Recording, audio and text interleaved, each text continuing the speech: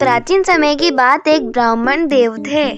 वह अपने जीवन से बड़े दुखी थे। घर में कुछ खाने को नहीं था, कोई रिश्तेदार उसकी इज्जत नहीं करता था। इन सब से दुखी होकर ब्राह्मण ने कहीं दूर जाने का फैसला लिया।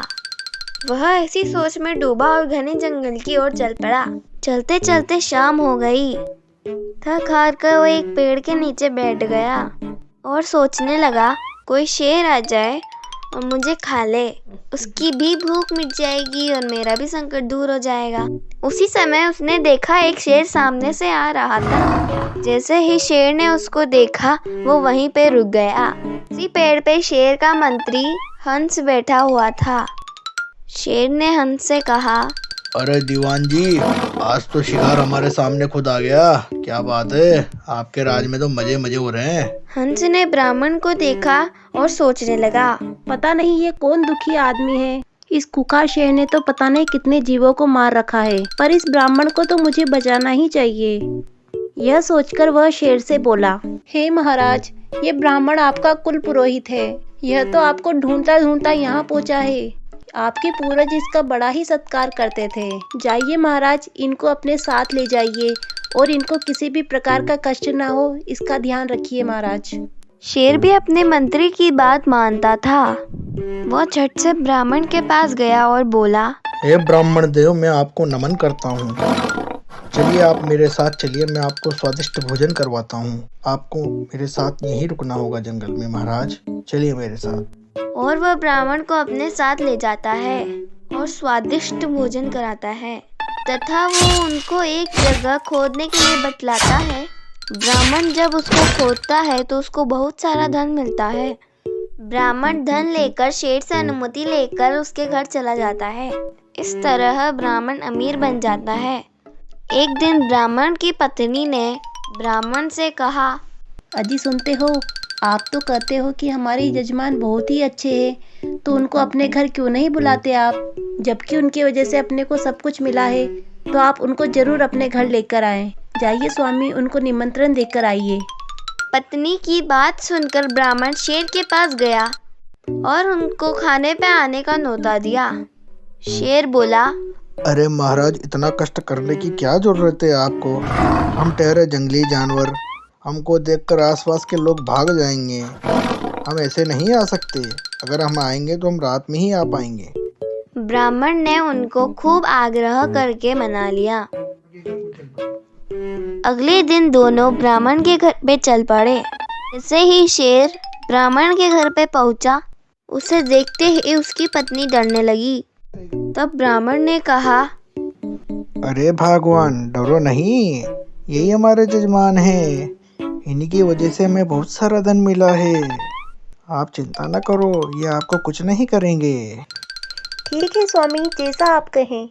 जब वे दोनों भोजन करने बैठे, ब्राह्मण की पत्नी को बहुत दुर्गंध आने लगी, क्योंकि शेर तो जंगली जानवर था।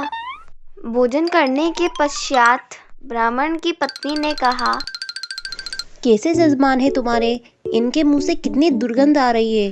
पूरा घर सड़ा दिया इन्होंने मेरा। राजा शेर ने ये बात सुन ली और चुपके से जंगल की ओर चल पड़े। दिनों बाद ब्राह्मण शेर के पास गया तो उन्हें महसूस हुआ कि शेर के तेवर तो बदल रहे हैं। तब शेर ने ब्राह्मण से कहा, अरे पंडित जी महाराज, ये जो तलवार पड़ी है, उठाओ इसको और मारो मेरे सर पर। अरे जजमान, ऐसी क्या बात हो गई? आप ऐसी बातें क्यों कर रहे हो मुझसे? नहीं नहीं, तुम्हें आज मुझे मारना ही होगा। चलो उठाओ तलवार और वार करो मुझ पर। नहीं नहीं महाराज, यह काम मुझसे नहीं होगा। ऐसे नहीं होगा, उठा तलवार ये और मार मुझ पर। बेचारा ब्राह्मण वहीं खड़ा खड़ा कांपने लगा और उसने तलवार उठाई और शेर के सर पे मार दी। धार तेज होने के कारण शेर के सर से खून निकलने लगा। ये देखते ही ब्राह्मण वहां से रफू चक्कर हो गया। कई दिन बीत गए। बेचारा ब्राह्मण डर की वजह से जंगल जाना भूल गया। वह समझ गया कि शेर पागल हो चुका है। पता नहीं अब वो उसका जाने क्या हाल करेगा। इसी दौरान शेर के मंत्री हंस को किसी जानवर ने मार डाला। शेर ने हंस की जगह कोए को अपना नया मंत्री बनाया। कई महीने बीत गए और ब्राह्मण को धन की आवश्यकता हुई। उसने शेर के पास जाने की सोची और जंगल की ओर चला गया। पेड़ पे बैठे कौवे ने ब्राह्मण को देखा और काऊ काऊ करना शुरू कर दिया। शेर समझ गया कोई शिकार आ फंसा है। ब्राह्मण को देखते ही शेर को हंसी आ गई। अरे ये तो वही पंडित जी है, हमारे पुरोहित जी। क्या बात है, आज फिर कैसे आना हुआ पंडित जी? अरे महाराज, मैं तो आपकी हालचाल पूछने आया था। अरे पुरोहित जी, हालचाल तो ठीक है। अब आप आ ही गए हो तो देख लो, आपने ही घाव किया था। देखो क्या हाल है मेरे घाव के। अरे महाराज, ये आपका घाव तो पूरी तरह से ठीक हो गया है और ये घाव भर भी गया है महाराज। पुरोहित जी, आपकी तलवार का घाव तो भर गया, लेकिन आपकी पत्नी के बाणों का जो घाव था वो अभी तक नहीं भरा है। आपकी पत्नी ने जो मेरा अपमान किया था उसे मैं कैसे भूल सकता हूँ? वो जख्म अभी तक नहीं भरा है पंडित जी। यह सुनते ही ब्राह्मण वहाँ खड़ा खड़ा कांपने लगा। तब शेर ने कहा, डरो नहीं पंडित जी, असली बात तो मैं तुम्हें बताता हूँ। हंसा थे सो चाल बसे, काग बने दीवान। जाओ ब्राह्मण घर अपने, शेर किसका जजमान। पता नहीं ये कौवा क्या पाप करा दे।